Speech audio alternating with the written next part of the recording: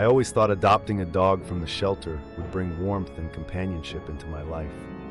But since bringing Max home, things have taken a sinister turn. It started innocently enough. Max would stare intently at the empty corner of my room, occasionally letting out a low growl. At first, I chalked it up to him adjusting to his new environment.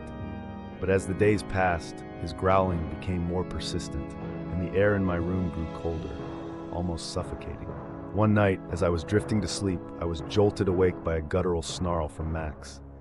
His eyes were fixated on that same corner, his body rigid with fear. My heart pounded as I followed his gaze, half expecting to see an intruder. Instead, there was nothing but shadows. I tried to calm him, but his growling only intensified, echoing through the silence of the night. I noticed a strange smell, a mix of damp earth and decay, permeating the room. In my desperation, I consulted a friend who dabbled in the paranormal. She suggested setting up a camera to see if we could capture anything unusual. The footage from that night left me shaken to my core. As I fast-forwarded through the hours, I saw Max growling and barking at the corner. But then something else caught my eye. A faint, almost translucent figure seemed to emerge from the shadows, hovering in the corner where Max had been fixated. It was a shape I could barely comprehend, but it had an unmistakable, menacing presence. Determined to uncover the truth, I did some research on the history of my apartment.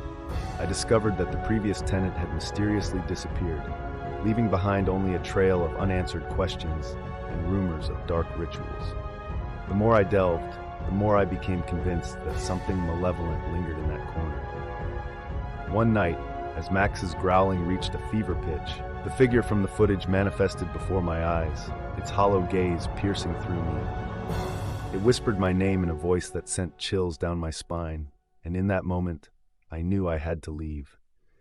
I packed my things and fled the apartment, leaving behind the sinister presence that had claimed its corner, and perhaps the soul of the previous tenant.